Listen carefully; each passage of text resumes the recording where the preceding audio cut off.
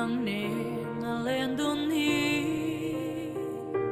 arem lo mo an kenem ten bia thu di lan dun hi arem ve lo mo nang ilung len azwal suang mi kalung dum tu light the eng no ri ai khirin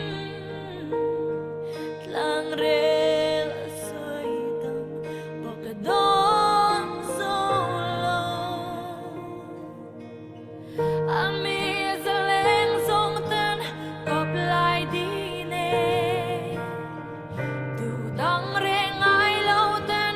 to alan moi e ma pui nang ne len dun rem ve thei se bia thu di kim gan shil du kanoa